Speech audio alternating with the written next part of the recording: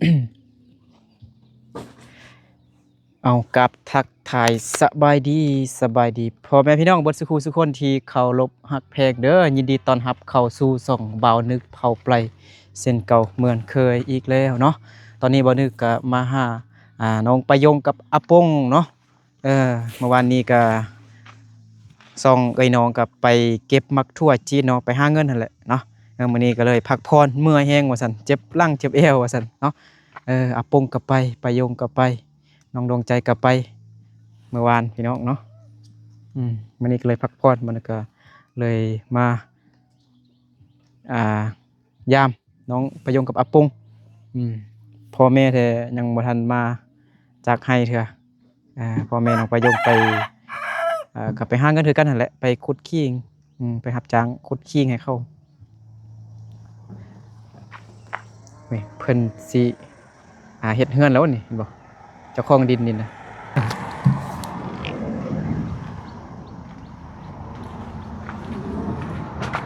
저거 이통하면 뭔 어ส่งคือสิเมื่อยเนาะอาปงเนาะโอ้ยดีตนเด้ทักทายสบายดี FC เด้ สบายดี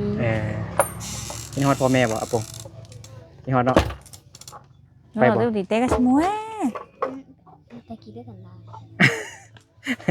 แม่แม่ไปแล้วจักมื้อแล้วอาทิตย์นึงแล้วบ่ 시한물 4-5มื้อแล้วเนาะโอ้ยฮอดเดือนเถอะคิดฮอดแม่แล้วปงเป็นจังไดไปหาไปเก็บมังทั่วเมื่อวานนี้นะเมื่อยบ่ 물 เมื่อยเอาปองวันนี้เอาขนมไอเสื้อขนมมีหลายอย่างอยู่มีไวปลากระป๋องน้ำส้มเดี๋ยวนะจับมันให้หายไปหนึ่งเวลาอยู่เฮือนบ่มื้อนี้นะดูบ่บ่ได้ไปลิ้นนำเวลานะไฟดับเด้มื้อนี้นะ 맨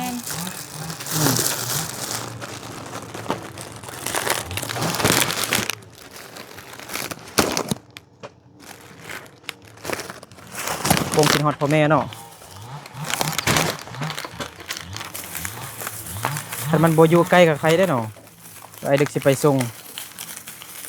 ไปหาพ่อแม่เบิดหนึงสัก2 นาทีมีหลายอย่างขนมน้ำส้มปลากระป๋องมีไว้เอา ไม่ได้แต่งหน้างามเด้ อาปง 갑자기 늘 อาปงแต่งเองบ่นานะ 맨 โอ้คิดว่าประยงแต่งให้บ่แม่นเนาะ 맨 พากันกินข้าวเช้าแล้วนึ 양 บ่ได้กินเถอะ ไม่อยากกิน อ้าวบ่มีหยังกินบ่รู้จังได๋ บ่มีหยังกินเลยบ่อยาก ได้เฮ็ดข้าวบ่ได้หุงข้าวบ่หุงอยู่โอ้เขาสิเอาดินแล้วบัดนี้เนาะเขาสิอยู่ไสแล้วบัดนี้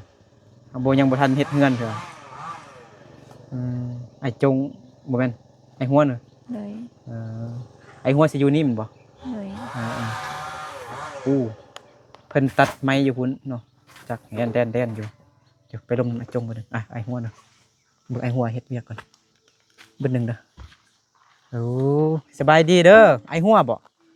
สบายดีเด้อโอ้นี่ไอ้หัวสิแปลงบอนเมียนไม้เนาะไอ้หัวมันอายของไอ้จงมันบ่ไอ้จงนี่แปลภาษาจีนให้คนจีนอยู่ส่วนมักทั่วเลย 뭐 가는 데를 보게 พูดนะจะเอาไม้มาเมียนไว้นี้เนาะ 뭐가 ไว้นอกยันเขารักเนาะนี่ไม้ 그만 살 맵, 때도 저기 살 마이 뺀. 때는 쫀지 해 ไม้5x10ไม้18ไม้18บ่มีบ่5x10เข้าตัดไม้อีหยังแดนอยู่ ไม่มันเขาตัดไม้ไผ่ เอาไม้ไผ่บ่เอาจักรตัดเอาบ่ นั่นแหละ โอ้ทันสมัยแฮงเนาะ บ่ได้ใส่แฮงหลายเนาะแร่นเลยเนาะบ่คือตะกี้เนาะตะกี้เอา สบายแล้ว โอเคอ้าววันนี้พักผ่อนเนาะเมื่อยบ่ ไม่ วันนี้เมื่อยบ่อาปงไปเก็บมักทั่วคนจีนบ่ว่าให้เด้อเล็กน้อยไปนะ โบวา ว่าเนาะได้จักแสนเมื่อวานนี้นะ ได้พูดละ อาปง แสนเท่าใด อาปงได้70,000ประโยค โอ้เอาพวงได้70,000พี่น้อง ประโยค เนาะ ได้ ประมาณ เส้นไป 100 บาทนี่แหละ อืม ประโยงได้แสนเท่าใด แสน10 แสน10แสน40แสนน้องประโยงว่าแสน10ลองเว้าขึ้นดูแสน1แสน40,000 1แสน40,000 40,000ว่าช้าๆก็ได้ 40,000 บ่ต้องฟาวอันฟาวแล้วลิ้นเฮาจะพันกันนะ อืม อันคือคันเว้าไว้นี่ฟังบ่ออกเลยอาปงได้100 บาทเนาะน้องประโยงได้ ก็ถาเหลี่ยมฮะ 200 ถือก็ถาโชว์ กว่า200 กว่าบาทโอ้ผู้ได้แบกเฮามักทัวน่ะ ฮะ ผู้ได้แบกเฮา ของอาปงแล้วซุปเปอร์รถ โชเฟอร์รถแบกให้อาปงบ่อ๋อของน้องประโยงเลย ไปยงเวท น้องประโยงแบกเองบ่ โอ้เจ็บแอวได้เนาะ ติด เมื่อยหลายบ่ ไหล เมื่อยเนาะมื้อนี้พักผ่อนก่อนเนาะ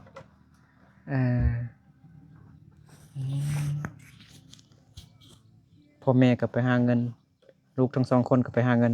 ไอ้ล่า ไปหาเงินแล้ว ไอ้ล่าไปหาเงินแล้วอยู่ไส ไปนำพ่อแม่ ไปนำพ่อแม่บ่อ๋อแล้วผู้ใดนอนนี้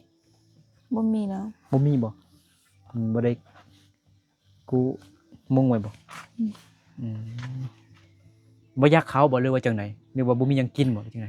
บ่อยากเขา ไม่อยากเขา บ่อยากเลยเนาะอ๋อเมื่อยแฮงบ่อยากเขาเนาะอ๋ออืมอืม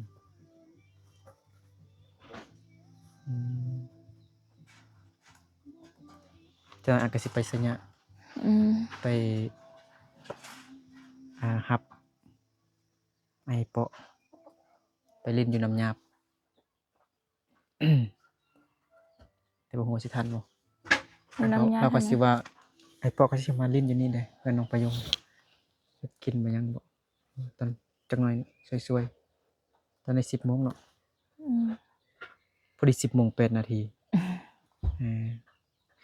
น้องอาปงแต่งหน้าเองเลยเนาะงามเนาะเห็นบ่มึงบ่ พอได้แล้วใช่ไหม ถวยน่าฮักแท้ อืม ว้าวยังจื้ออยู่บ่นับเลขแต่1ฮอดนับเลขจีนน่ะจื้ออยู่เนาะอีอ้อชานชื่อวูเลียว โต ถือบ่ ที่ ถืออยู่เนาะอาปังจีหูมันไหมแล้ว น่ะ เหมือนกัน แม่ยังก่อฮู้ยังก่อ มักไหม มักไหม้เด้มักไหม้ อ๋อ มักม่วงว่าจังได๋ บ่ฮู้ว่าม่วง ฮู้มักว่ายังได๋ซั่นน่ะ ม้าโม มักโมมักโมภาษาจีนว่าจังได๋น่ะ สีกว่า ชิกว่ามักว่ายังได๋ฮู้มักว่ายังได๋ ทุกเหลียง ฮะ ทุกเหลียง ทุเรียน เลย ทุเรียนว่าจังได๋ เหลียวเหลียง ฮะ เหลียวเหลียง แห้ง เหลียวเหลียง ๆแล้วเหลียงมักว่ายังได๋ประโยคได้จักคำแล้วได้จักคำศัพท์แล้ว บ่ได้ บ่ได้จักคำเลยโอ้บ่อยากกินข้าวเลยเนาะ บ่ทันได้นี่ เกลือกระโต้เหรอบ่ ฮะ มันมีลูกเกลือมันเด้อมันให้มันมีน้ำนมให้ลูกกินลูกกระโต้เด้ มันก็ต้อง 5ตัวเนาะ เอ้ย อ๋อมันใหญ่เหรอบ่ลูกกระโต้ใหญ่ขึ้นแล้วบ่ น้อย น้อยเนาะขนมมันกระโต้ ๆ เด้ มันเช้าเขาก็เอาขอจีกันแล้วมาเขาก็ตามมา ซิกให้กระโต้กินเด้ อืม อ๋อไฟดับ แต่ว่าน้องประยงอาปุงแถวบ่ฮู้เนาะไฟดับบ่ดับก็บ่ฮู้เลยเนาะบ่มีไฟฟ้าเด้ อือหือ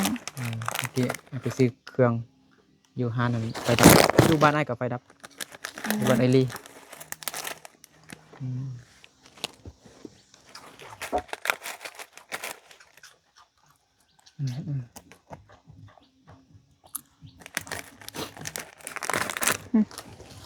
บ่อยากเขา อืมมันนั่นเองไง บ่มีหยังกินแดมนบ่ได้เงินแล้วเอาเงินไปเฮ็ดหยังเนาะอาปงเงิน 70,000 กีบ เอา ค่าไปเก็บมักทั่ว เอาไว้ เอาไว้เฮ็ดเงินนะอาปงไปซื้ออีหยัง เอาไว้มื้อได้บางเห็นน่ะสิซื้อของกิน จงไว้ซื้อของกินเนาะ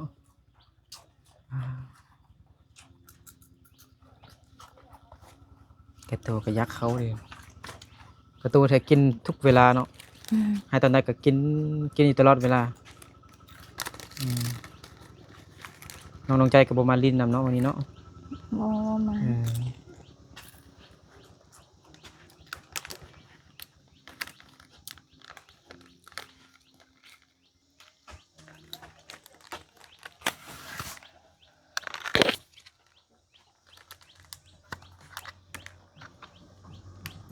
เขาสิเฮ็ดเฮือนโหลน้องประโยงต้องจะเป็นได้ย้ายไปอยู่ดินเมาพุ่นแล้วเนาะ อืม ผู้คันบ่ไกลเนี่ยอยากไปเบิ่งดินเนาะ ที่ไก่โพด ไปเบิ่งบ่ ไป ไปเบิ่งดินมาบ่ไปย่างลินบ่ไปฮูบเลย เดี๋ยวก็บอกไป ไปบ่ ไป หรือจังไดเอาปงไปบ่เอาประโยงไป ไปกับไป ไปกับไปขี่รถไปอัดซามไป อืม ไปเนาะ ไป อ๋อไปบ่ เอา ลงรถไปนะ ไปบ่ประโยง ไปกับไป ก็เอา กลับมาจะกินข้าวเนาะ มันบ่ได้อยากกินเถอะ เดี๋ยวไปเบิ่งอันดินมือของน้องประโยงที่อันเพิ่นปรับหันเนาะว่ามันเป็นจังได๋แล้วนะเพราะว่าฝนตกก็ได้เดือนแล้วนี่ก็ฝนก็ตกอยู่นะเราบ่ฮู้ว่ามันดินเจือนบ่หรือจังได๋หั่นน่ะพอบ่ได้เอานั่นกันบ่ ฮะ เอาไม้กันบ่กันดินน่ะ บ่ บ่ให้ดินเจือนลง ผมแม่บ่วางไปเลย โอ้ตั้งแต่มื้อนั้นบ่ได้เบิ่งเทื่อแม่นบ่ แม่ อ๋อ ผมเอาตัวเด้งเลือก โอ้ ตัว ได้ เขา เดือน2เดือนแล้วได้บ่ได้เบิ่งดินก็ได้เนาะก็ FC ก็ถามเรื่องดินน้องประยงตลอดนะว่าน้องประยงมื้อใดเนาะจึงสิได้เฮ็ดเฮือนมาจึงสิได้ปลูกเฮือนว่าซั่นเนาะคือยังบ่มี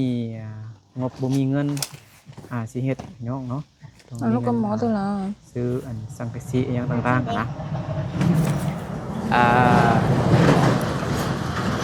พ่อแม่น้องประยงก็ไปหาเงินอยู่ไปหาเงินได้มาแล้วก็อันไสนี้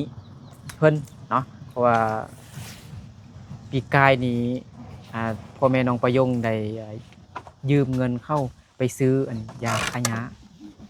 ไปซื้อยาคายาไปคายาให้หั่นน่ะยาส่วนคันบ่มียาคายานี่บ่ร้อนพี่น้องเนาะยาหลายเอาปลูกพืชปลูกผักอีหยังนี่มันก็บ่ดีหั่นน่ะต้องมียาคายามาค้าพ่อแม่น้องประยงก็ได้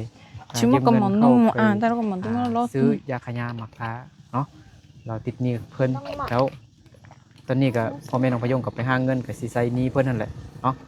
เดี๋ยวบ่นึกกับน้องประยงอาปงสิไปอัปเดตดินก่อนไปเบิ่งดินตั้งแต่มื้อนั้นก็บ่นึกก็บ่ได้ไปเบิ่งดอกเอาตั้งแต่มื้อปรับมื้อนั้นเนาะเดี๋ยวเฮาสิอัดซ้ำไปขี่รถจักรไปเลยไปฮอดเงินน้องไปจัวบ่แม่นน้องหยังก็น้องยังก็อยู่นั่นน้องมีรถฮุนไดอันสีขาวนะบนขึ้นไปน้องสลา ดินมาเงินน้องซาร่าเราจะรถไว้ข้างซาร่าครับไปท้ายแม่ก็ได้ท้ายแม่ก็ได้ anh nước nè บ่ hả anh nước à ท้ายนี่ก็ได้ท้ายทางเดี๋ยวปิ้นกองหน้ากองหลังใส่กองหน้ากอง đây con lăng à ใส่กองหลัง ui đừng có chú ได้ปะ này đừng có chú tao chia sẻ với tao ยานเป็นไปไว้นะปะโพไปยังก่อนอันนี้เป็นทางไปดินเมาของน้องประโยงเด้อนี่เด้อทางไปห้วยซากบ้านห้วยซากเลยเป็นบ้านเขาสนเขาไร่ไปทางเงินน้องสาราเนาะ hả เอาไปทางใดทางนี้บ่ทางนี้ thằng đất à đây ทางเงินสาราเนาะ rồi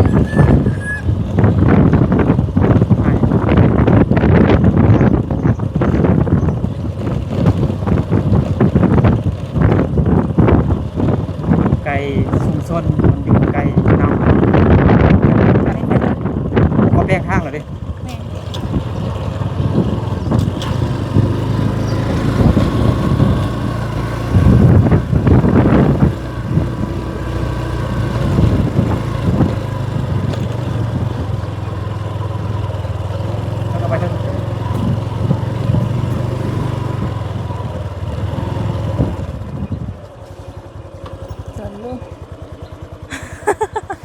หั่นน่ะ โอ้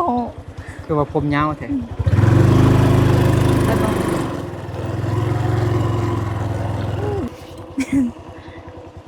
มีแก้วลายเนาะ ฮะ เอาไว้พุ่นไหนบ่โอ้ไก่ตายเออ โอ้ เอ้าเจ้าของฮู้แล้วบ่ นั่นน่ะ ถ่ายเลยถ่ายได้แล้วบ่สีแดงล่ะ เหนื่อย เขาจะฝากรถไว้นี้พี่น้องเนาะเขาอยู่เงินบ่ อยู่ เขาอยู่นำกันจักคน ส่งซ้ำคน 2-3คนเล็กหน่อยบ่โอ้ไก่ตายห่าตินี่หรือว่า งัด เอ้ามันโดนนั่นเด้มึงบ่ต้องถ่ายก็ได้ไก่เอาขี่รถซิ่งไปบ่ รถซิ่งก็ขึ้นแต่ฮอดแต่อันมันผู้สาวบ่บ่แม่น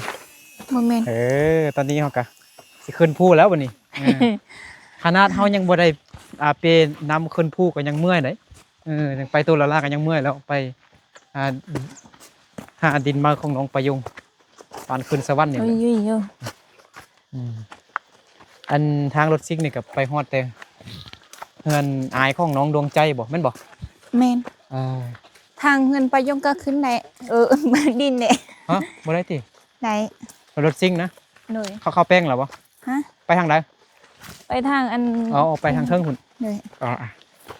อู้โธ่ขึ้นสวรรค์เห็นบ่ ยังเล่นเลยเนาะไปถ่ายรูปเลยเนาะ หน่อย เมื่อยว่าโป้งเมื่อยอดทนเอาเนาะไปลิ้นเลยไปเบิ่งลิ้นเลยเดินบ่ได้ไปเบิ่งลิ้นแล้วตั้งแต่มืออันเพิ่นมาปรับดินกับบ่ได้ไปเบิ่งสักเทื่อไปกับ2เดือนแล้วเนาะเดือนปลาย2เดือนแล้วบ่ ส่งเดือนแล้ว เดือนแล้วบ่ไอ้บ่ ตั้ง ได้ แต่เดือน เดือนหยัง เดือนนึงอ่ะ เดือนหนึง2เดือนแล้วพี่น้องบ่ฮู้ว่าดินมันสิเจือนหรือว่าจังได๋เธอกลับมาถึงกินข้าวโป่งสิเมื่อยครับสิบ่ได้ครับโป่ง น่ะแต่เฮาเบิ่งวิวดีโอ้ย วิวงาน วิวงามเนาะ แม่น ยังบ่ได้เปเครื่องบ่ได้อิหยังเอาอิหยังมานำมาตัวละลาก็ยังเมื่อยแล้วเธออันนี้เป็นเฮือนอายน้องดวงใจบ่ บ่แม่น บ่แม่นเด้อ นั่นไอ้ดวงใจอยู่พุ่นแล้ว อยู่พุ่นเด้อไป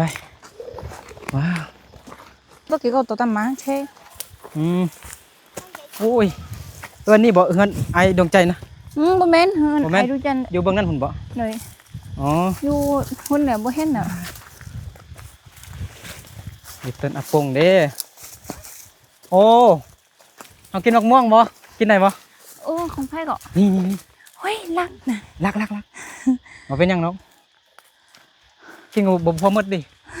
ข้องม่วงไงเด้อแต่ว่าบ่ฮู้ว่าเอาได้บ่ เอา มั บ่ น ได้ สิสูงเนาะ สูงเขา อ้ายก็อยากกินอยู่ส้มตัวนี้นะมันแดดฮ้อนเนี่ยอยากกินเนาะอยากกินส้มบัดกลับก่อนไป เดี๋ยวไปกินอยู่เฮือนอาลาก็ได้ เงินอะไรกันเนาะ อาลาเขาก็มีไร่ มะม่วงนะ แม่น ฮึบเท่าขึ้นภูมายามเบิ่งดินเป็นจังไดแล้วบ่แม่นดินเจือนหมดแล้วบ่ บ่ฮู้ หรือว่ามีคนตั้งดินตั้งเฮือนแล้วบ่ ฝนตกมื้อนั้นบ่ฮู้ว่าดินเป็นจังไดแน่นดี ชัด แล้วบ่ เตี้ย โอ้แน่นดีแล้วที่ฝนตกใส่นี่เห็นบ่จุดชมวิว เฮ้ย ช่วงนี้ก็เป็นช่วงที่เพิ่นจุดให้จุดส่วนอากาศก็เลยเปลี่ยนแปลงเป็นจังซี่เนาะแบบเป็นสีมัวๆเบลอๆจังซี่เอาต้นกล้วยก็ขึ้นมาแล้วนี่โอ้ประยง ฮะ มันจะเป็นหญ้าแล้วนี่ ว้าวเดี๋ยวถ้าต่อ มันแน่นดีเลยดินี่ เฮ้ย มาทางส่วนบ่ โดย โอ้เดินเติบได้เห็นบ่หญ้าก็จนคืนมาแล้วนี่เห็นบ่หญ้าเอาก็แน่นดีเนาะประยงเนาะ อืม นี่บนนี้ก็มันบ่เจือนเด้เห็นบ่แน่นดีเด้เป็นดินอันนี้มันแน่นดีมันตั้งแน่นไว้นี่ป้าขนมประยงเห็นเฮือนอยู่นี่คือสิลำบากแล้วเนาะเห็นบ่ไก่จากชุมชนไก่น้ำไก่ไฟไก่โรงเรียนอยู่พูนพี่น้องเห็นบ่น้อยๆพุ่นโรงเรียนน้องประยงน้องอาปงโรงเรียนน้องอาปงมันอยู่นี่โรงเรียนน้องอาปงอยู่นี่โรงเรียนประยงอยู่เทิงนี้มาเทิงนี้บ่ฮู้ว่าเห็นบ่มันเป็นแบบมัวๆเบลอๆไว้เท่าก็จุดให้จุดส่วนมันก็เลยเป็นแบบนี้เห็นบ่มันก็บ่ได้เจือนไดพี่น้องมันแน่นดี ท้อง มันเป็นหินอันจังซี่นะเนาะหินหยังหินปูนบ่หินขาวๆนี่นะมันแน่นดีดินก็บ่ได้แตก ตึง อืม ดูเดี๋ยวเหรอเดี๋ยวแล้วคุณ ตอนนี้คือถ้ามีสังกะสีหรือว่ามีเงินมีงบนี่แหละ เอาที่จะ คัน เจ สิ อ เฮ็ด คุณ ก็ นะคะ ก็ยังแบบลำบากอยู่ เพราะว่ามันใกล้จักน้ำมันลำบาก คุณ เดี๋ยว คุณ ทางรถก็มีอยู่ คุณปูะ แต่ประโยงกับบ่มีรถซิ่งเด้มีรถซิ่งไทยเด้ต่างนำมาประโยง อืม ไอหัวก็สิตั้งเฮือนอยู่บอนที่น้องอยู่ปัจจุบันหั่นแหล้ว เราถ้าสมมุติมีเงินมีงบนี่สิเฮ็ดตอนนี้ก็สิว่าจังไดเฮ็ดได้บ่ เฮ็ดเลย เฮ็ดเลยเนาะ แม่นทำ แล้วเรื่องน้ำนี่เขาก็ยังใส่โซลาร์เซลล์คือเก่าหั่นแหละแต่ว่าน้ำนี่มันก็ใกล้อยู่เนาะแล้วบัดนี้ไอคิดว่าแบบพอน้องยืมรถซิงเขาเนาะแล้วแล้วก็ว่าแต่เรื่องเงินแหละมีเงินก็สิซื้ออันเป็นทั้งยาวหั่นน่ะนี่แบบอันนั้นเขียวๆเห็นบ่บ่อันดินที่เพิ่นว่าสิขายอัน100ปลายล้านนั่นน่ะทั้งใหญ่ๆหั่นแหละเขาให้ดินนะคะมา ทั้งเฮือนทั้งดิน130 ล้านแต่เฮาบ่มีเงินเอาเนาะดินนี่พี่น้องเนาะเพิ่นว่าขายทั้งเฮือนทั้งดินทั้งอีหยังมีไฟฟ้าเด้แต่แพงโพด มีไฟฟ้ามีน้ำมีเงินมีดิน 200,000 กว่า150,000บ่ว่า150,000โอ้100,000 กว่า106,000 107,000เนี่ยนี่มีน้ำพร้อมฮะ วันนี้อาปงมาอันนั้นไก่โอ ไกลเนอะ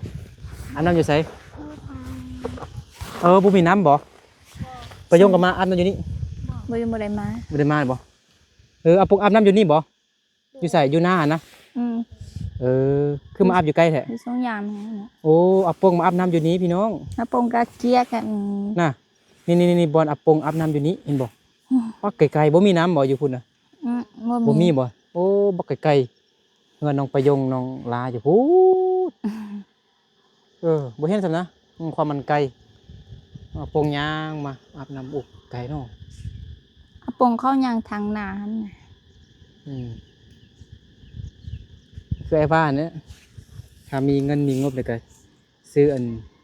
คันเฮ็ดเฮือนนี่ก็เรื่องน้ำนี่ก็บรรเทาก่อนก็คือซื้อน้ำมันใส่รถซิงค์ของหัวหยังแล้วก็ตั้งมาเป็นทางใหญ่หั่นแต่ต้องซื้อสองทางพุ่นเด้เนาะแบบทางหนึงเนี่ยมันดูดตั้งหนึงตั้งไว้แล้วก็ดูดสูบน้ำดูดน้ำเข้าอีกตึมทางหนึงตึมเฮ็ดคืออันเขาต่างนำเทพื้นเงินอารานะฮู้บ่แบบนั้นน่ะต่างแบบคุยใหญ่ๆทางใหญ่ๆแบบนั้น มาทางนี้บ่ลูกมาทางนั้น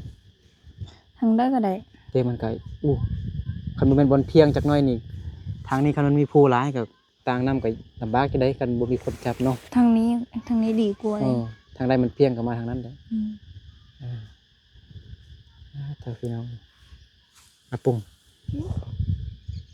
ตักแดดไปยงอาปุ้งกลับบ้านเนาะเล่นฮ้อนพี่น้องเนาะ คนไล่ มาเบิ่งดินแล้วก็กลับเนาะดินน้องไปยงก็แบบมันบ่ได้เจือนเลยฝนตกมามันบ่ได้เจือนเนาะมันฝนตกใส่แล้วมันยิ่งแน่นดีดินยิ่งแน่นดีเนาะตอนนี้ก็น้องไปยงอาปุ้งบ่นึกก็สิกลับเฮือนแล้วเนาะไปเฮือนก่อนไปแดดฮ้อนแฮงตอนนี้ก็มาฮอดเฮือนแล้วเนาะแดดฮ้อนแฮงพี่น้องเนาะว้าว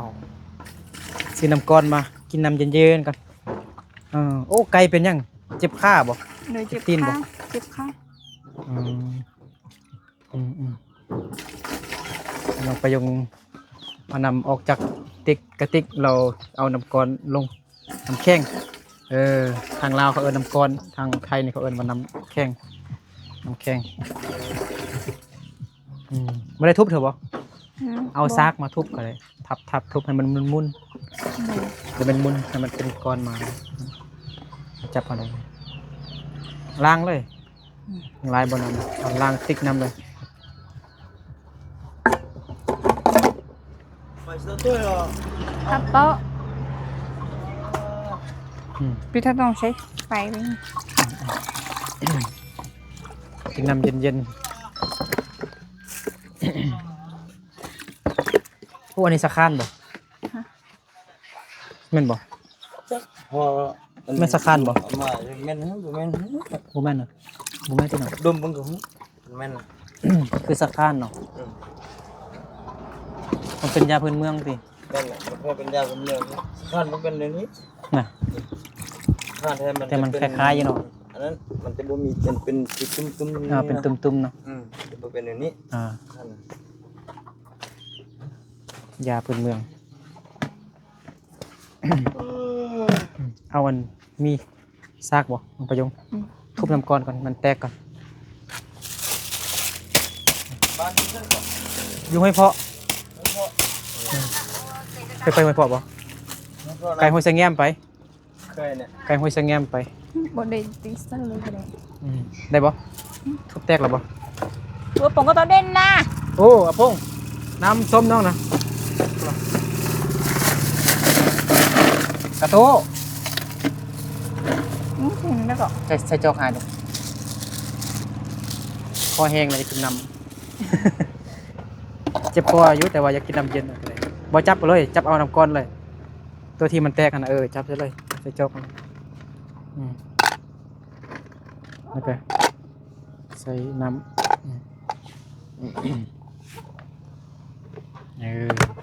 โต๊ะไปไป ไปนี่กระโตนี่กระโตเอาหน้ายังมาปุ๋ยช่วยปงเดี๋ยวก็ผมได้หรอ กินน้ำ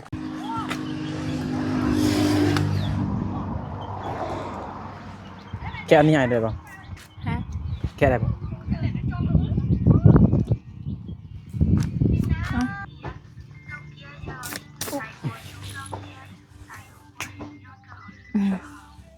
มานั่งอยู่ร่วมกันให้เอาเงินยัง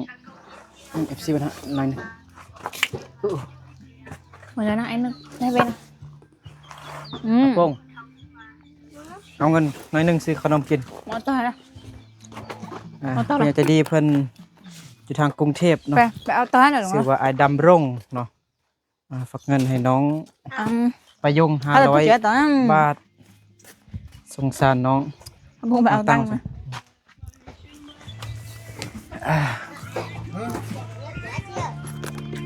จังต้องเท่า เอาต่อกันเอาลูกกันนะก็ปะเตี้ย ซื้อขนมกินอันนี้ค่าเครื่องน้องเด้อไม่ได้ฝากมาให้น้องประยงเธอ จ่ายมาก มันเข้าใจไอ้นึก 60-70 โลแสนหนึ่งบ่แสน เบิ่ง ปลาย กันโอ้ยโยโยโย60 70 80 90เส้นเสาอ๋อ แสนสาวบ่ เส้นแหน เส้ น น9,000 เส้น19,000 แสน19,000แม่นบ่ แม่น โอ้ยดีเลยเงินของไอ้ดำลงเด้อ FC ทางกรุงเทพ นืดไปยงเอาละไล่แต่อาปงเอาตัวนี้เด้อ บ่ได้ เอา ขอบใจเด้อ ขอบใจหลายๆเด้อ เมื่อวานนี้บ่ได้ซำนี้ซำเนาะ2คนเนาะ บ่ได้ บัดอยู่ละล่าเราได้เนาะ ได้ไล่กว่าไปเฮ็ดเวียก ก็ดียัง 30,000 เดี๋ยววันนั้นไอ้สิโอนเติมบัตรให้เด้อเติมให้อาปงก็มีโทรศัพท์เนาะ เงินยังบ่ 500บาทได้เป็นเงินกีบได้300,000ปลาย